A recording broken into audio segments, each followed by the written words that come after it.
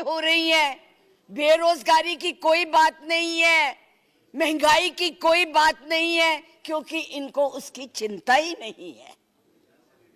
ये नौजवानों के लिए कुछ करना ही नहीं चाहते। अरे आज यहाँ बैठे हुए हो, हवाई जहाजों में चलते हो और उनमें चलते हो, किसने दिए, किसने बनाए? आज स्कूल कॉलेज यूनिवर्सिटी किसने बनाए? आईआईटी किसने बनाई? एमएमटी किसने बनाई? जिसमें आज आप दिखाई दे रहे हो। क्या किया है 6 साल में? मोहम्मद गौरी को किसने बुलाया था? किसने कहा था दिल्ली में आंख बंद करने के लिए? कौन जयचंद था? कौन जयचंद था? महाराणा प्रताप जब हल्दी की घाटी में लड़ रहे थे, किस राजा ने उसकी मदद की अकबर के खिलाफ में? बैठ जाइए, बैठो, चुप करके बैठो। सुनो मैडम प्लीज, आप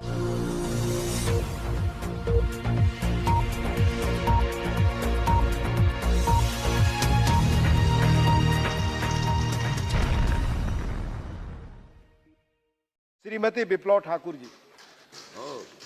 माननीय उपाध्यक्ष जी, धन्यवाद। मैं ये राष्ट्रपति के अभिभाषण पर धन्यवाद प्रस्ताव के लिए खड़ी हुई हूँ, पर मुझे समझ नहीं आ रहा कि मैं धन्यवाद किस बात का करूं, कहां से शुरू करूं। मुझे लगता है, आप अब चुप रहिए, मुझे लगता है बैठकर इंटरवेन न करें आप। मुझे लगता है कि एक कुशल गृहिणी अपना ट्रंक उसको पेंट करके अपनी पुरानी चीजें उसमें डाल देती है। यही इस अभिभाषण में है, कुछ नया नहीं है। वही उज्ज्वला है, वही दीनदयाल है, और वही पे जो है मिशन की बातें हो रही हैं।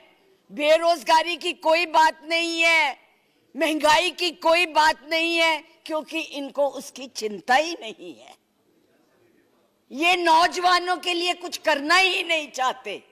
आज विद्यार्थी जो पूरे देश में झंडा लेके खड़े हैं, उनको अपने भविष्य का फिक्र है कि हम डिग्री तो ले लेंगे, पर नौकरियां कहां से लाएंगे, क्योंकि इस अभिभाषण में उसका कोई जिक्र ही नहीं है। ये अभिभाषण ऐसे लगता है जैसे मुंगरी लाल के सपने दिखाए जा रहे हैं। मुंगरी लाल के 2014 में भी दिखाए थे, अभी भी दिखाए रहे हैं। अभी राणा जी बोल के गए, राणे कि जी कांग्रेस भी मैनिफेस्टो देती थी, हमने करके दिखाया है। आज अगर आप गरीबी की रेखा से नीचे देखें तो लोगों का हुआ है। अरे आज यहाँ बैठे हुए हो, हवाई जहाजों में चलते हो और उनमें चलते हो, किसने दिए, किसने बनाए? आज स्कूल कॉलेज यूनिवर्सिटी किसने बनाए? आईआईटी किसने बनाई? एमएमटी किसने बनाई? जिसमें आज आप दिखाई दे रहे हो। क्या किया है 6 साल में? केवल भारत को तोड़ने की कोशिश की है, भारत को बांटने की कोशिश की है, और कुछ नहीं किया है। बस वही करो।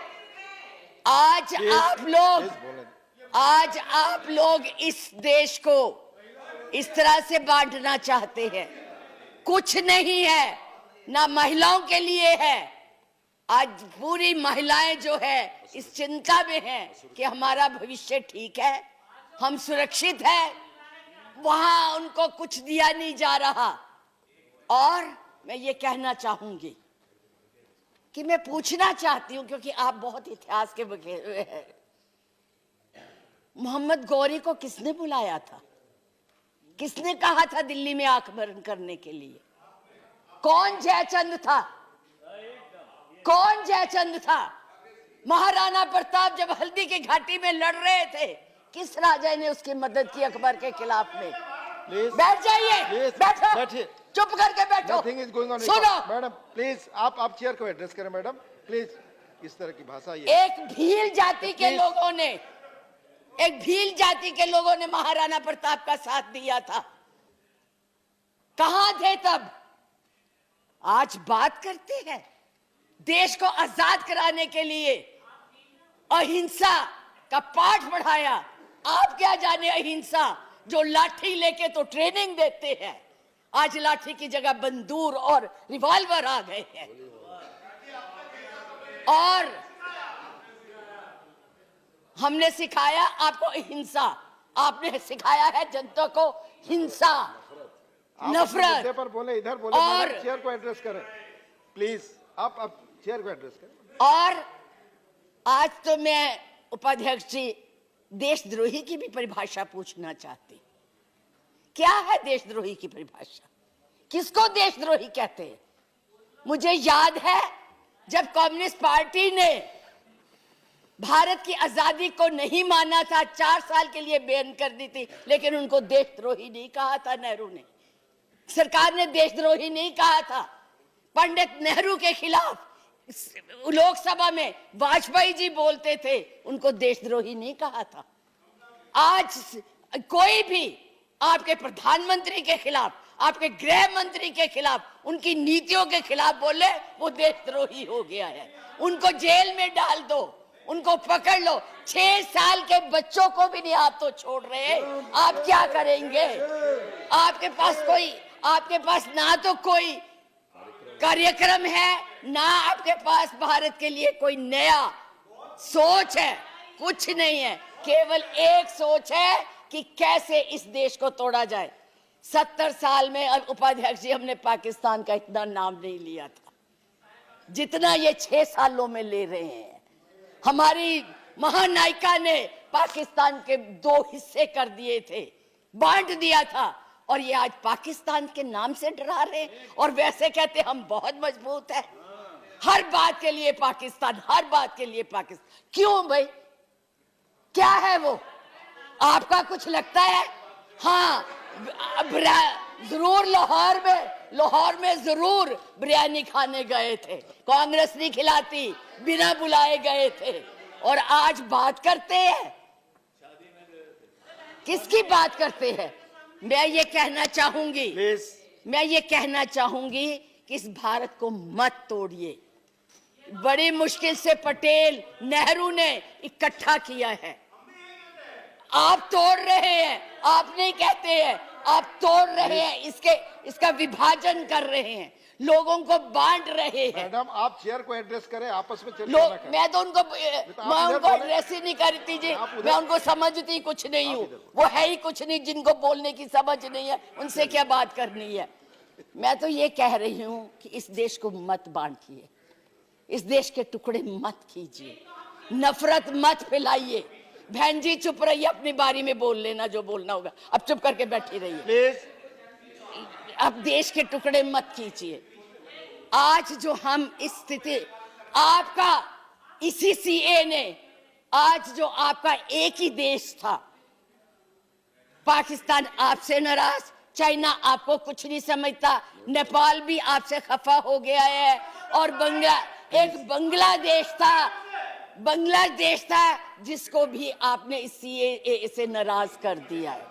आज वो भी सोच रहे, उसके 4 मंत्रियों ने अपना प्रोग्राम कैंसिल किया, एक उसमें कि इस देश में ऐसी बातें हो रही है। इतना ज्यादा आप कहते हैं कि यूरोपियन यूनियन को हक नहीं है बोलने का, प्रस्ताव लाने का, तो उनके एमपी क्यों ले आए थे? उनको कश्मीर क्यों ले गए थे? आपने खुद उनको इनवाइट किया है, आपने खुद इसको इंटरनेशनल बनाया है, आपने खुद इनको, दूसरे लोगों को इसके ऊपर दखल देने के लिए बुलाया है।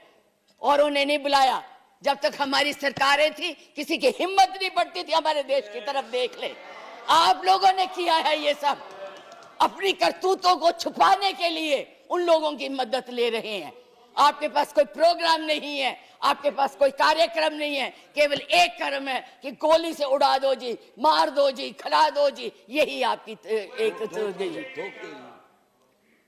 यही आप करने जा रहे हैं। इसलिए मैं आप लोगों से कहती हूं कि इस देश को मत बांटिए, इस देश की एकता को बनाए रखिए। इस देश में जो भी यहाँ है, आज वो सदियों से रह रहे हैं, अभी नहीं आए हैं। अब पाकिस्तान और बांग्लादेश, अरे भाई वो तो है ही इस्लामिक कंट्रीज, उनके बारे में क्या बोलना है? हम तो सेकुलर, हम तो धर्म को मानते हैं। किस धर्म की बात आप करते हैं? किस राम की बात करते हैं जिसने अपनी मर्यादा को रखने के लिए जनता की बातें सुनी थी? उस जनता की बात सुन के उसने सीता को वनवास भेज दिया, और आप लोग बात तक नहीं करना चाहते। किस राम राज्य की बात करते, किसको पूजते हैं आप? मंदिर बनाइए, जरूर बनाइए, लेकिन उनके आदर्शों को भी मानिए, उनकी बताई हुई बातों को भी मानिए। सिर्फ केवल कहने से बात Madam, नहीं please बनती है, conclude now. ऊंचे ऊंचे भाषण देने से नहीं बात बनती है। इसलिए मैं यही कहूंगी कि इस देश को मत बांटिए, एक रहने दीजिए, ये नफरत मत फैलाइए। ये आपके लिए भी और हमारे लिए भी बहुत खतरनाक है। धन्यवाद।